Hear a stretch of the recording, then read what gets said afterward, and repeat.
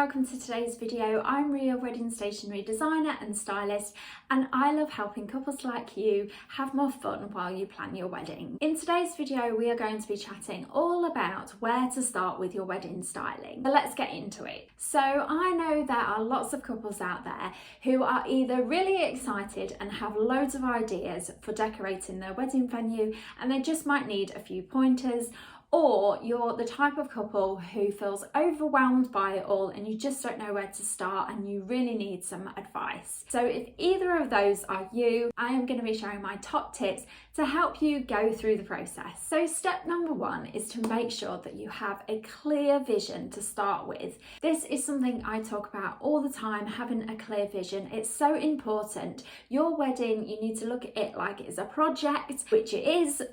So what you need to do is sit down and have a good old chat together about what you actually want for your wedding day, like what your expectations are, and brainstorm all your ideas together so that you have something to start working with. It's really important to make sure that you're both on the same page when it comes to your wedding. So step number two is to start to work out your styling budget. You need to know what you are happy spending on the decoration of your wedding venue.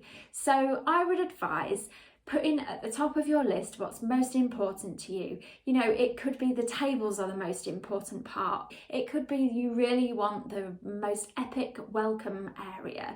You know, you might really want to go to town with your dessert table. You need to think about what you want to prioritise the most and put that at the top of the list. There's no compromise.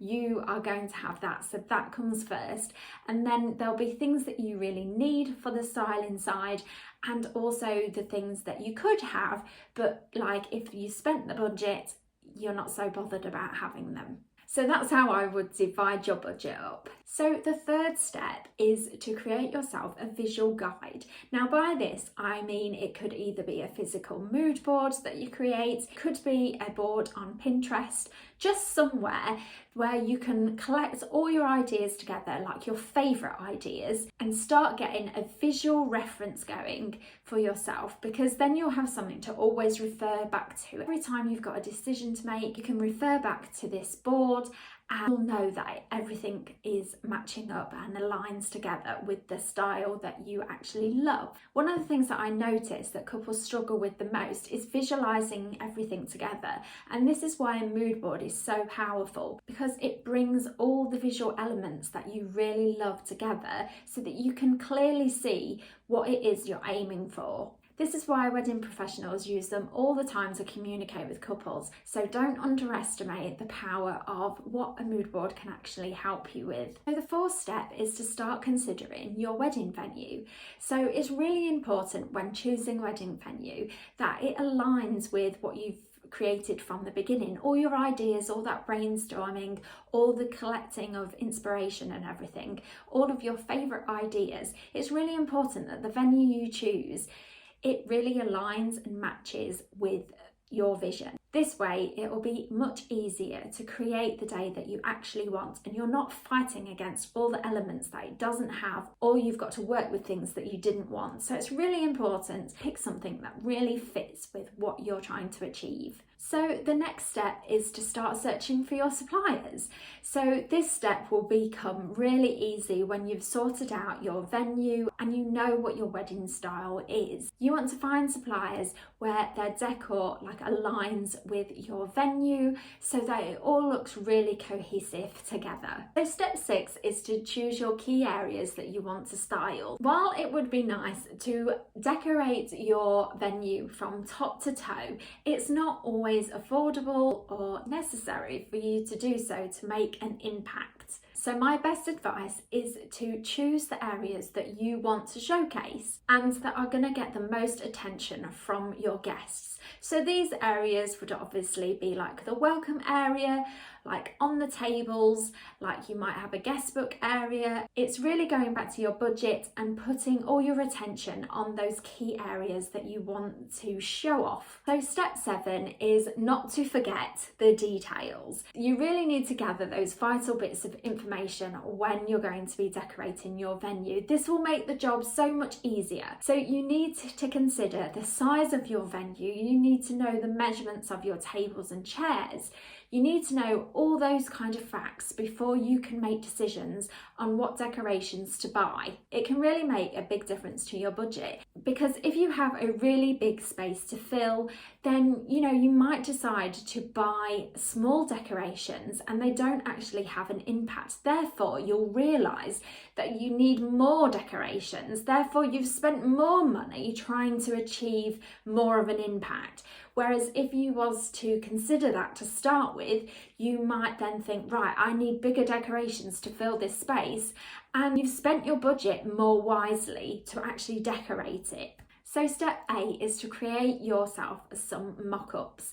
Now by this I mean that it will just give you a heads up to actually what's going to happen on setup day, because there's nothing worse than turning up with a box of stuff and you're like, right, now we need to decorate.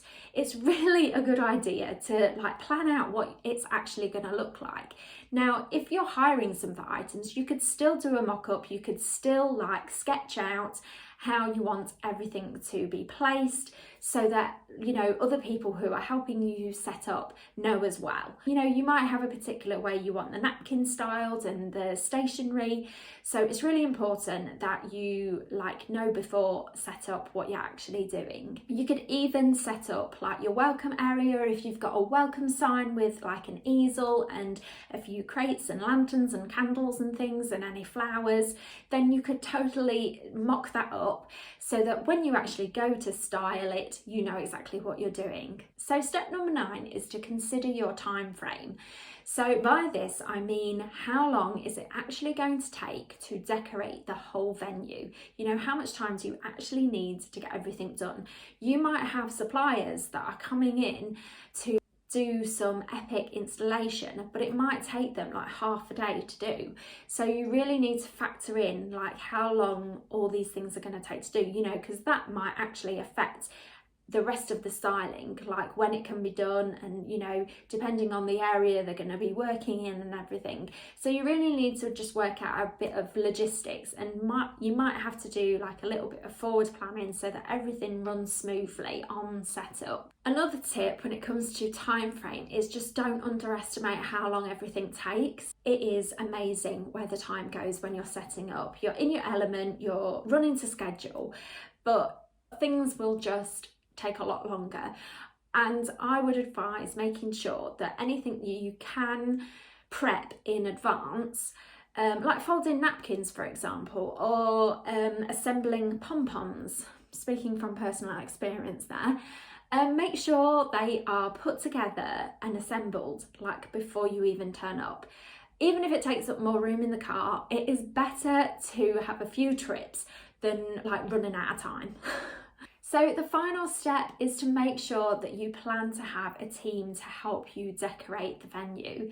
It doesn't matter how organised you think you are going to need help, whether that's your family and friends you've pulled in to help you decorate it, or you have hired a stylist where they are trained to do it so they know exactly what they're doing, they can take the reins from you and you won't have to lift a finger, so you can just go off and enjoy getting ready for your wedding day. It's really important to make sure that you plan what's going to happen, and so that everybody knows what they're doing, so that they can bring your vision to life and make sure that you're happy with it overall. So I really hope this video has helped you know where to start with styling your wedding. If you have any more questions, then just pop them in the comments below. I would love to chat to you about styling your wedding. If you enjoyed this video, please don't forget to give it a like and subscribe to my channel so that you will be notified of any new videos that go live. Thanks so much for watching. I'll see you in my next video.